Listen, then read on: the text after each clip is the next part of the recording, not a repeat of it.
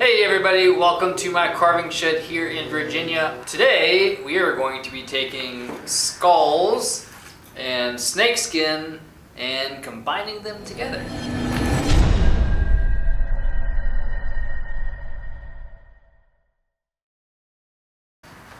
By the way, welcome to my skull carving shed here in Virginia. My name is Hunter. Now, a lot of you have seen the snakeskin inlay that I've done on the skulls, and you've been requesting a video, so here it goes.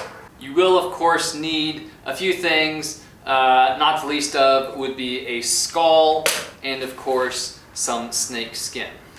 This method does work for other materials like knife handles, that type of thing, but of course, you know me, I'm going to be doing it on skulls. It's actually a very simple process. There are two tricks though that are going to blah blah blah that will be very important to you, so stay tuned for those. Okay, so very first step that you will have to do is to carve out the area that you want to put the snakeskin inlay into. Now what you don't have to do is completely carve out that entire area. All you have to do is carve down the edge of your negative space or whatever it is that you're putting your snakeskin into so that the edge of the snakeskin will be just lower than the surface. That'll give the illusion that the entire piece is inset into the bone, but in reality it's really just the edge that is lower than the rest of the bone. You'll see what I'm talking about when I do it, but trust me, carving is not going to take a long time because you're just carving around the edge. I'm saving the main part of this skull for another project, super future video. So I'm just going to put the snakeskin inlay on the sides and show you how it's done.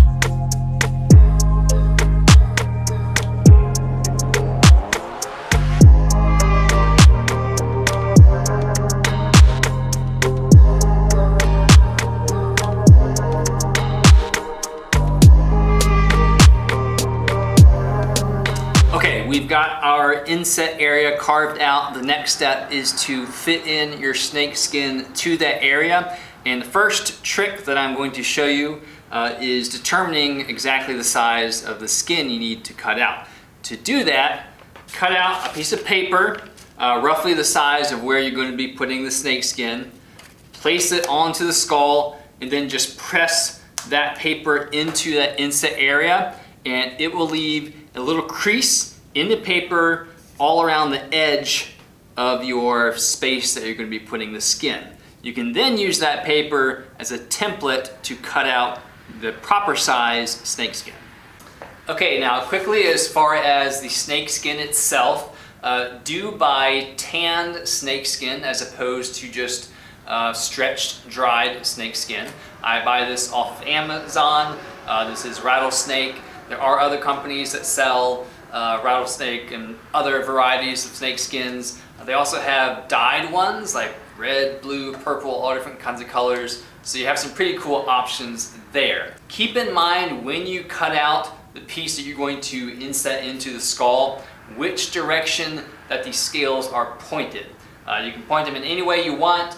I am going to be having the scales kind of running along the side of the skull, pointing to the back of it. Obviously that's up to you, but just keep that in mind when you cut out your little template.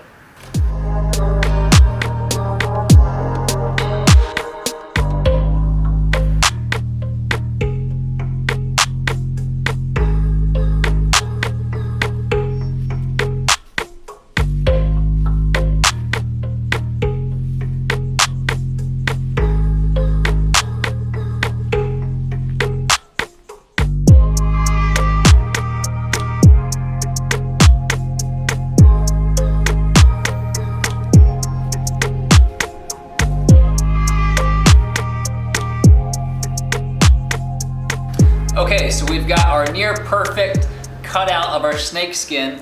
Now, this is the second kind of secret that I'm going to tell you. Depending on the snakeskin, it could be really firm, it could be pliable like this one is, but in order to get it to sit on your area, especially something like a skull that has contours, take the piece of skin, soak it in some water, and that'll make it nice and pliable.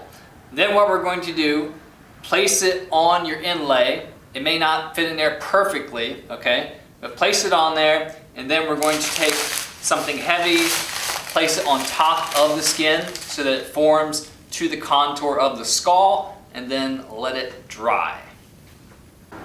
And what you'll end up with is a piece of snakeskin that fits perfectly into your inlay. If you do need to make any trims on the skin itself, you can do that at this point.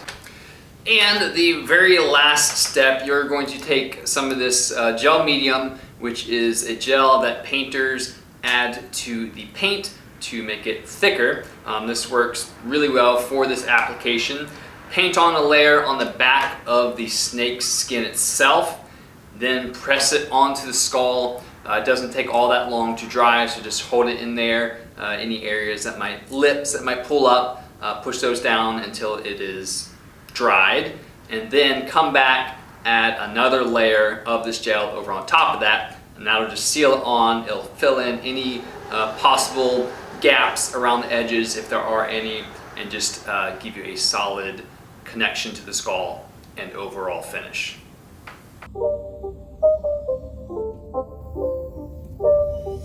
It's not a game, it's a rich thing.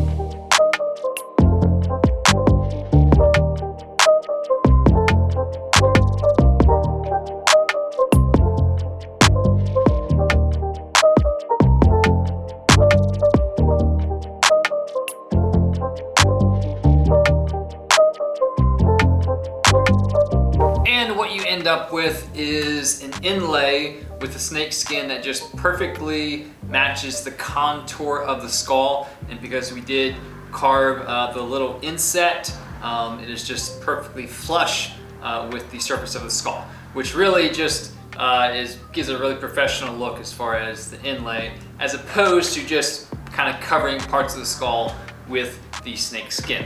Now, the snakeskin inlay has just a multitude of applications. The sky's the limit as far as how you work this into whatever application you're working on. I love including it into the different carvings I do on skulls, but obviously there are other applications for it as well. And I wanted to make a little announcement. I just wrote and published a book, Skull Carving.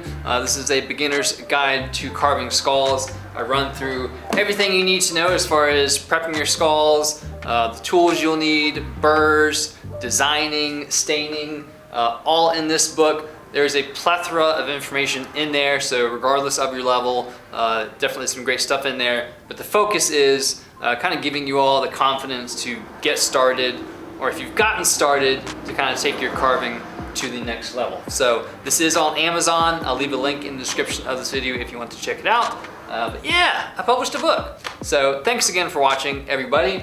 I do hope you enjoyed the snakeskin inlay tutorial. It's definitely a hot topic with clients and such. It has that kind of wow factor to it. So hope you enjoyed that. Don't forget to subscribe here on YouTube, and I'll see you all later.